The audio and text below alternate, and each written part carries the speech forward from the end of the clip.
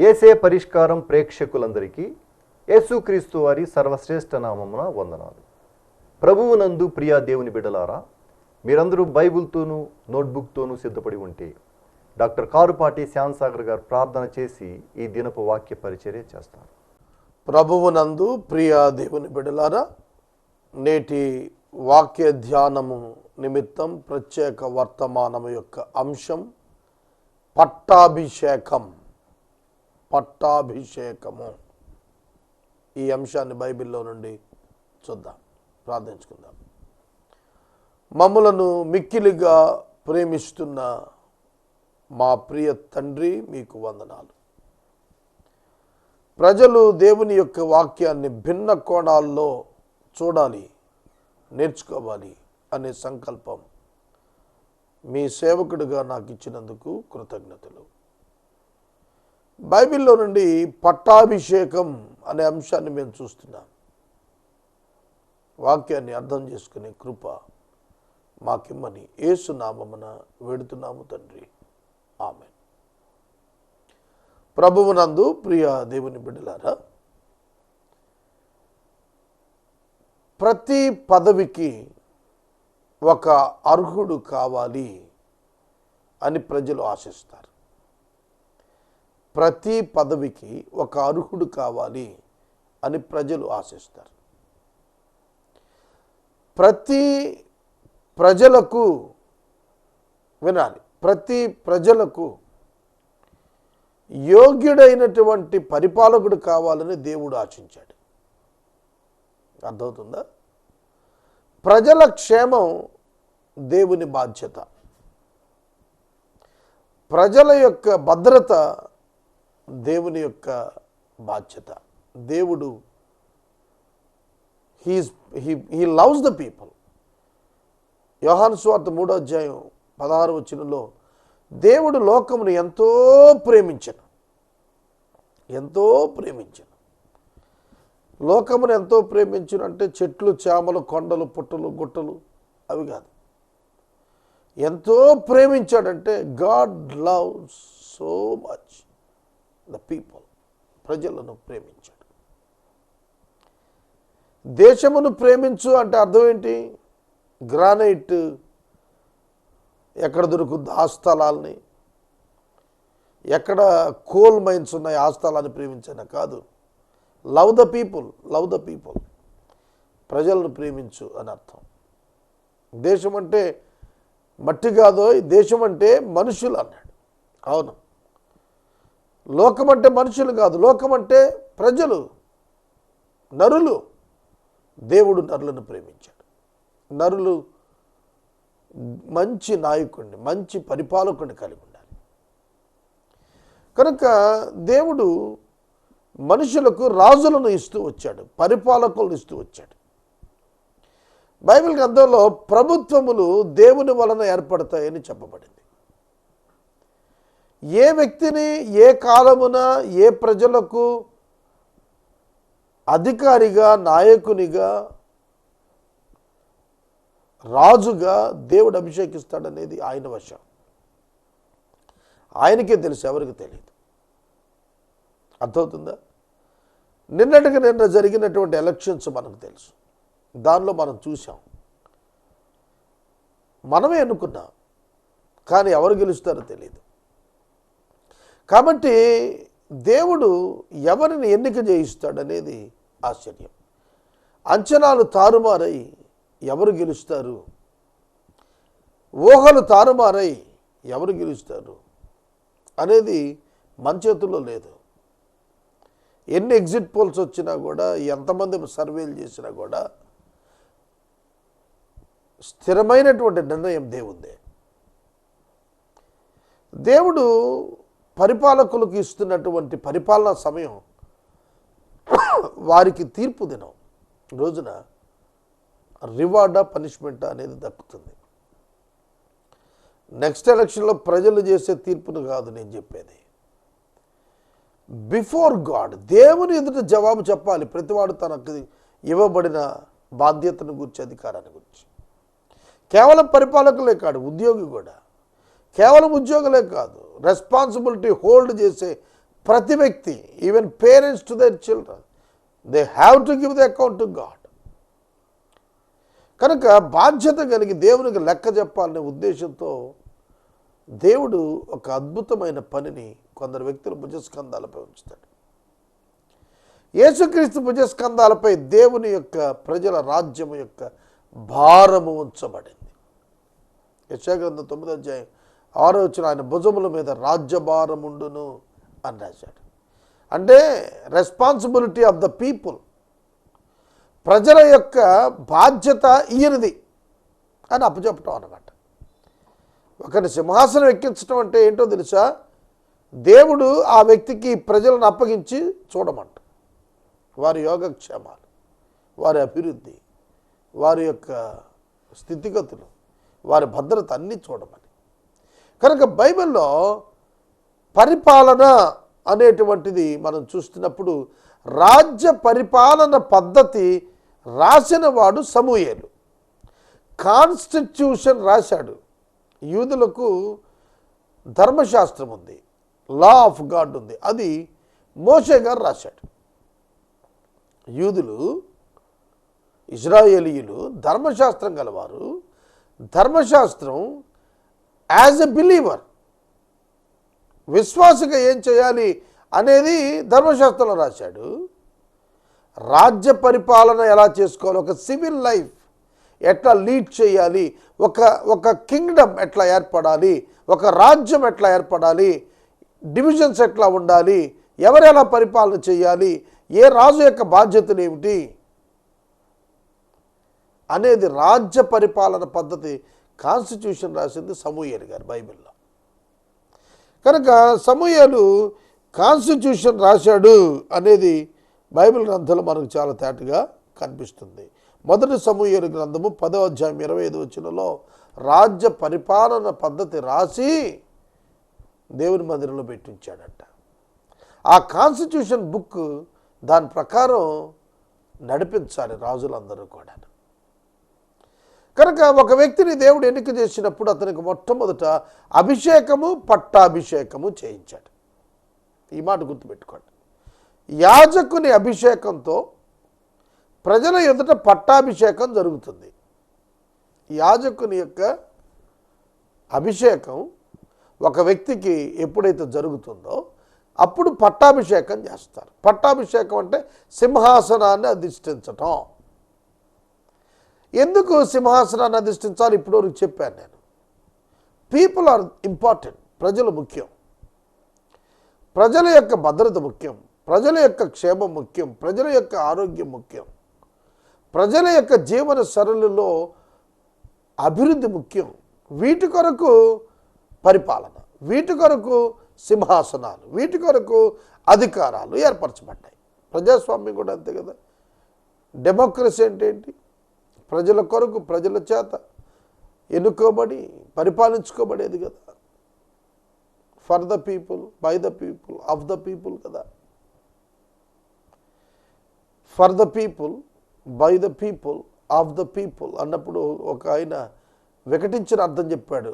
OF ఆఫ్ని O F F, of the people, for the people, F O R for the పీపుల్కి F A R far the people, B Y by the పీపుల్కి B U Y by the people అని ఒక ఆయన వికృతమైన అర్థం ఇచ్చాడు. ఆయన అలా ఇచ్చాడంటే పరిస్థితులు అట్లా ఉన్నాయిలేండి. కనుక ప్రజల చేత, ప్రజల కొరకు, ప్రజల చేత, ప్రజల మధ్య ప్రజలనే ఎన్నుకోవటం అనేది ఎలా ఉన్నదో ఆ దినాన కూడాను ప్రజలు తాము ఎన్నుకోవాలని కోరుకున్నారు. తమకిష్టమైన వాళ్ళని రాజులుగా కావాలని కోరుకున్నారు. అప్పుడు దేవుడు వారికి మొట్టమొదటి రాజుగా సౌలు గారిని ఇచ్చాడు. సౌలు బెన్యామీని గోత్రమును చెందినవాడు, కీషు అనేవాని యొక్క కుమారుడు. బెన్యామీని గోత్రికుడు.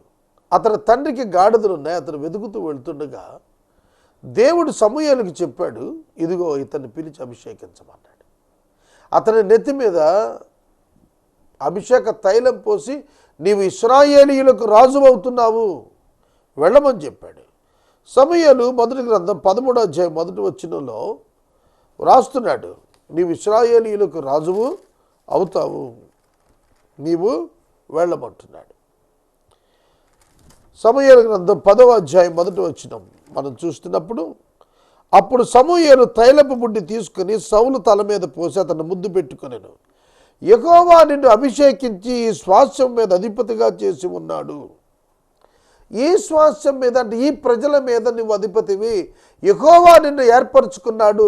You are the king of the people, ఈ ప్రజలకు నువ్వు రాజువి అని చెప్పాడు. అప్పుడు 13వ అధ్యాయం 1వ వచనంలో మనం చూస్తున్నప్పుడు, సౌలు 30 సంవత్సరాల వాడై పరిపాలన ప్రారంభించాడు అన్నాల్సింది. అది పట్టాభిషేకం. అలాగే దావీదు గారి యొక్క పట్టాభిషేకాన్ని చూస్తే, దావీదు యొక్క అభిషేకం సమూయేలు మొదటి గ్రంథం 16వ అధ్యాయం 13వ వచనం. 16వ అధ్యాయం 13వ వచనం. సమూయేలు తైలపు కొమ్మును తీసుకుని దావీదును వాని సహోదరుల ఎదుట అభిషేకము చేసెను. అనాయింట్మెంట్, అభిషేకము చేసెను. సమూయేలు 2వ గ్రంథం 5వ అధ్యాయం 3-4 వచనాలు. సమూయేలు 2వ గ్రంథం 5వ అధ్యాయము 3-4 వచనాలు చదువుతాను. ఇశ్రాయేలు వారందరూ కూడా రాజైన దావీదునొద్దకు వచ్చి, నీవు మాకు రాజుగా ఉండాలని కోరి ఉన్నందున యెహోవా సన్నిధిన వారితో నిబంధన చేసిన గనుక ఇశ్రాయేలు వారి మీద రాజుగుటకు వారు దావీదునకు పట్టాభిషేకము చేసిరి. అండర్లైన్ చేసుకోండి, పట్టాభిషేకం అనే పదం. సింహాసనం మీద కూర్చోబెట్టారు. నువ్వు ఇశ్రాయేలీయులకు రాజుగా ఉండాలి. ఎందుకు కూర్చోబెట్టుకున్నారు? భద్రత ఇవ్వగలిగిన వాడిని కూర్చోబెట్టుకున్నాడు. హక్కున చేర్చుకుని ఆదరిస్తాడని కూర్చోబెట్టుకున్నాడు. వారి సమస్యలను తన సమస్యగా చేసుకొని పోరాడతాడని సింహాసనం మీద కూర్చోబెట్టుకున్నాడు. వారి ప్రాణాలకు తమ ప్రాణం అడ్డేస్తాడని సింహాసనం మీద కూర్చోబెట్టుకున్నారు. తమకు మంచి పరిపాలన అందిస్తాడని సింహాసనం మీద కూర్చోబెట్టుకున్నాడు. దావీదు 40 సంవత్సరాలు పరిపాలించాడు. 40 సంవత్సరాలు పరిపాలించాడు. 78వ సంకీర్తన 12వ వచనం ఆఖరి వచనంలో చెప్పిన మాట ఒకసారి నేను చదువుతాను. 78వ సంకీర్తన 72వ వచనం. దావీదు యథార్థ హృదయుడై వారిని పాలించెను, కార్యముల యందు నేర్పరి అయి వారిని నడిపించెను. పాలించెను యథార్థ హృదయుడై, నడిపించెను నేర్పరి అయి. కనుక పాలించటం అంటే కాదు, ఊరికే పరిపాలన చేయటం కాదు. A king needs to lead the people. ప్రజలను నడిపించాలి. అభివృద్ధి పదంలో ప్రజలను నడిపించాలి. అది రాజు యొక్క బాధ్యత. దానికి నేర్పరితనం కావాలి, స్కిల్ కావాలి, నిపుణత కావాలి, ఎక్స్పీరియన్స్ కావాలి. కాబట్టి ఆ అనుభవాన్ని నేర్చుకున్నాడు వివిధ సందర్భాల్లో కలిగిన పరిస్థితులను బట్టి. దావీదు పట్టాభిషేకం చేయబడి 40 సంవత్సరాలు పరిపాలించాడు. దావీదు కుమారుడైన సొలొమోను పట్టాభిషేకం చూద్దాం. రాజుల మొదటి గ్రంథం 1వ అధ్యాయం 34-35 వచనాలు. రాజుల మొదటి గ్రంథం 1వ అధ్యాయం 34-35 వచనాల్లో, రాజైన దావీదు దగ్గరికి బెత్షెబా వచ్చి విజ్ఞాపన చేసుకున్నప్పుడు రాజు యాజకుడిని పిలిచి చెప్పినటువంటి మాట, సాదోకుని పిలిచి చెప్పాడు, మీరు నా సేవకులను పిలుచుకుని పోయి నా కుమారుడైన సొలొమోనును నా కంచరగాడిద మీద ఎక్కించి తీసుకురండి. కంచరగాడిద మీద ఎక్కించి ఊరేగించబడ్డాడు అంటే రాజుగా పట్టాభిషేకం చేయబడబోతున్నాడు అని యూదులలో ఒక సంజ్ఞ ఇవ్వటమే. కంచరగాడిద బలమైన అశ్వం కాదు వాడింది. కంచరగాడిద మీద రాజకుమారుడు బయలుదేరి ముఖ్య పట్టణానికి వస్తాడు. అక్కడ రాజు చేత అతడు పట్టాభిషేకం చేయించబడతాడు. యాజకులు అక్కడ అభిషేకిస్తారు, పట్టాభిషేకం జరుగుతుంది, కంచరగాడిద మీద రావాలి. యేసుక్రీస్తు ప్రభువు కూడా కంచర గాడిద పిల్ల మీదే యెరూషలేముకు వచ్చినప్పుడు యూదుల రాజు అని స్తుతి గీతాలు పాడారు. అర్థమవుతుందా? ఆయన మీద మోపబడిన ప్రధానమైన నేరం యూదుల రాజు అని ప్రకటన చేసుకున్నాడు అని. కాబట్టి ఈ పట్టాభిషేకానికి సొలొమోను తీసుకురమ్మన్నాడు. సొలొమోను తీసుకుని వచ్చారు. యాజకుడైన సాదోకు, ప్రవక్త అయిన నాతాను అక్కడ ఇశ్రాయేలీయుల మీద రాజుగా సొలొమోనునకు పట్టాభిషేకము చేసిన తరువాత చిరంజీవి యగునుగా కానీ ప్రకటన చేయవలను.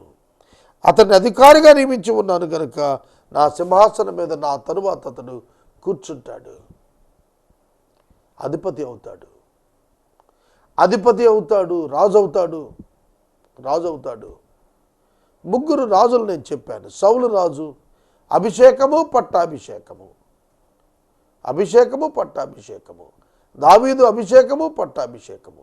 సొలొమోను అభిషేకము పట్టాభిషేకము, దేవుని నియమము. ఆ తరువాత మనం రెహబాము యొక్క పట్టాభిషేకము రాజుల మొదటి గ్రంథం 12వ అధ్యాయం 1వ వచనంలో సొలొమోను కుమారుడైన రెహబాము పట్టాభిషేకమును గురించి మనం చదువుతాం. 12వ అధ్యాయం 1. రెహబామునకు పట్టాభిషేకము చేయుటకు షెకెమునకు ఇశ్రాయేలీయులందరూ వచ్చిరి. 12వ అధ్యాయం 20వ వచనంలో పట్టాభిషేకాన్ని గురించి యెరోబాము పట్టాభిషేకమును గురించి రాశాడు. యెరోబామునకు ఇశ్రాయేలు వారందరి మీద రాజుగా పట్టాభిషేకము చేసిరి అని రాసింది. పట్టాభిషేకం చేయబడింది.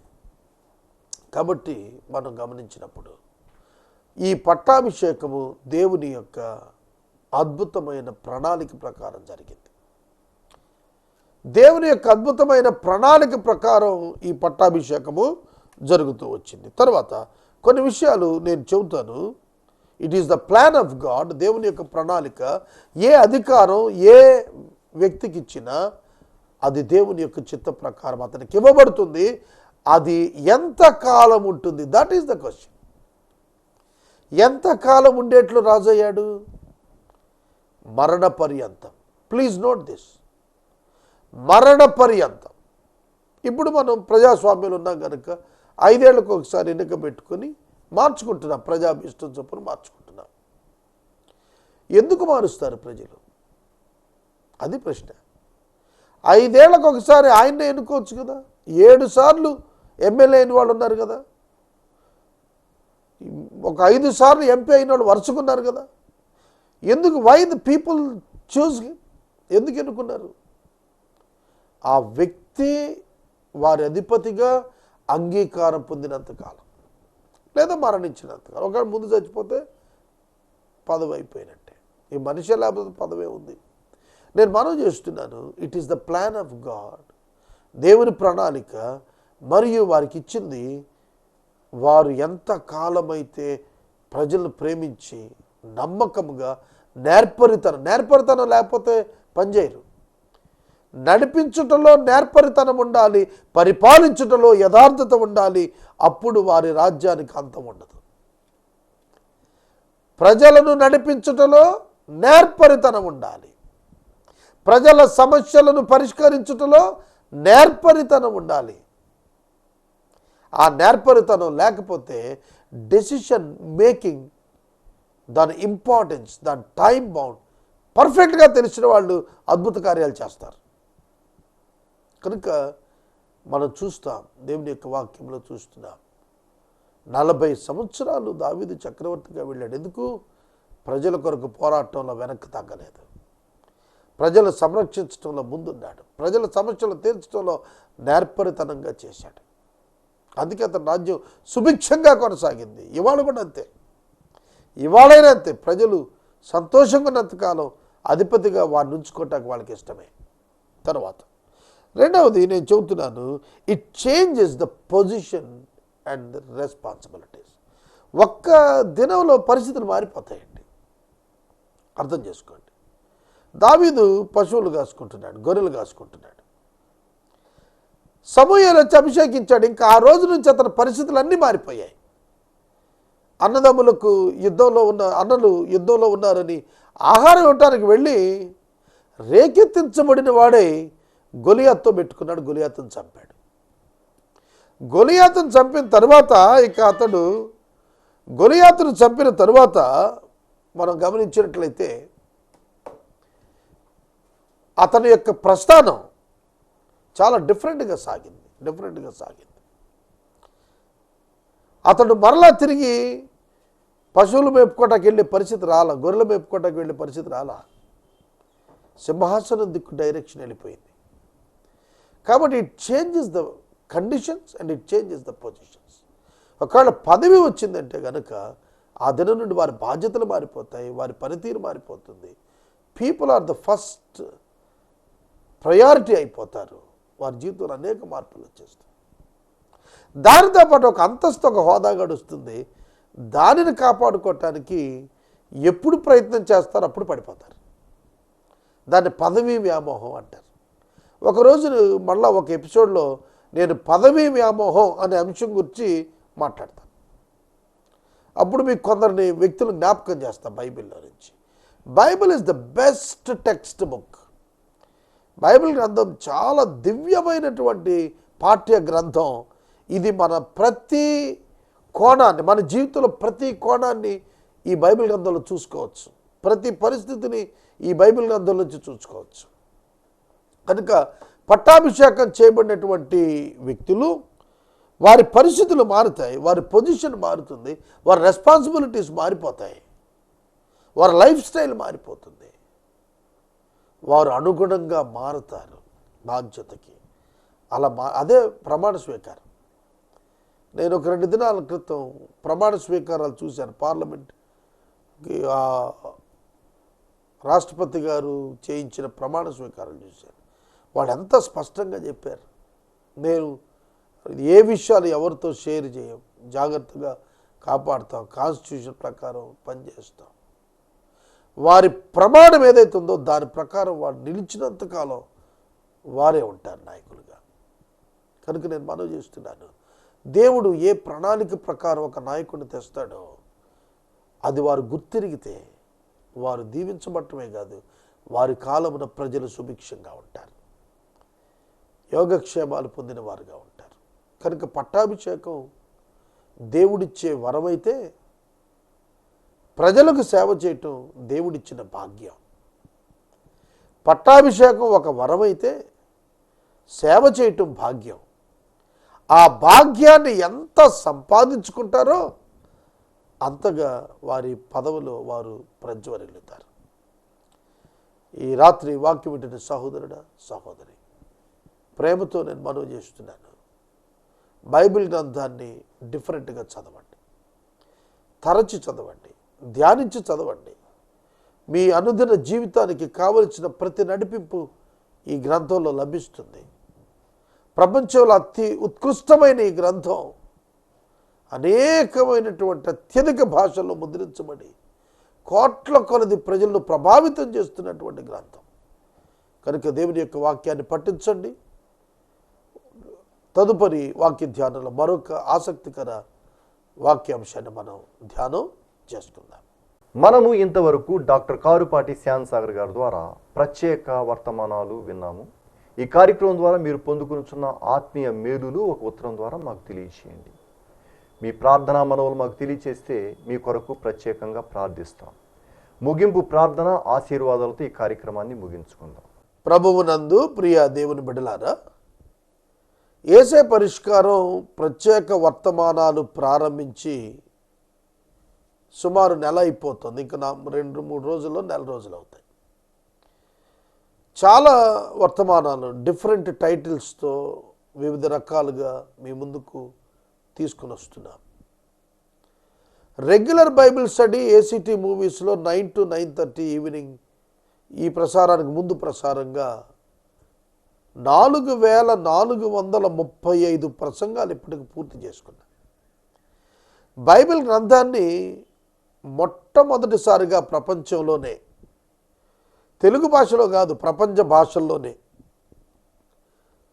ఆదికాండం నుండి ప్రకటన వరకు టీవీ ద్వారా ప్రసంగించి ప్రసారం చేసిన ఘనత ఒకసారి కాదు 2 సార్లు పూర్తిగా నాకు దక్కింది. ఇది 3వసారి నేను ధ్యానం చేస్తూ కీర్తనల గ్రంథంలో ఉన్నాను ఇప్పుడు. కాబట్టి ఈ బైబిల్ స్టడీ విశ్వాసులకు చాలా ఉపయోగపడుతుంది.